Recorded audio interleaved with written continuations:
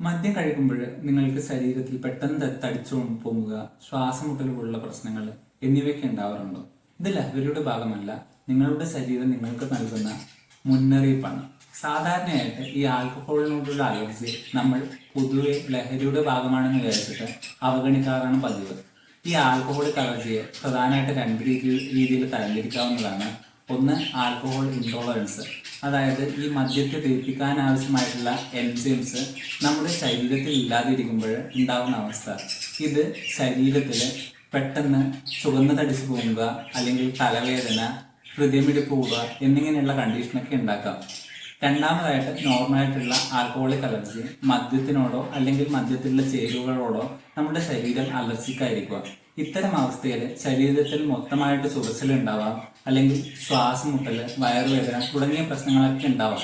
ഇത് നമ്മൾ ശ്രദ്ധിച്ചില്ലെങ്കിൽ അനാഫൈലൈറ്റിസ് പോലുള്ള കണ്ടീഷനിലേക്ക് എത്താനും ഡെത്ത് തന്നെ ഉണ്ടാകാനുള്ള ചാൻസും വളരെ കൂടുതലാണ്. സോ ഇത്തരം പ്രശ്നങ്ങൾ നിങ്ങൾ നേരിടുകയാണെങ്കിൽ ഉടൻ തന്നെ ഒരു ഡോക്ടറെ കൺസൾട്ട് ചെയ്യേണ്ടതും ഇത് അലർജിയുടെ ഭാഗമായിട്ടല്ല ഉണ്ടാകുന്നത് എന്ന് ഉറപ്പുവരുത്തേണ്ടതും നിങ്ങളുടെ ആവശ്യമാണ്. സോ നിങ്ങൾ ശ്രദ്ധിക്കേണ്ടത്, ഇത്തരം പ്രശ്നങ്ങൾ ഉണ്ടെങ്കിൽ ഉടൻ തന്നെ ഒരു ഡോക്ടറെ കൺസൾട്ട് ചെയ്യുക.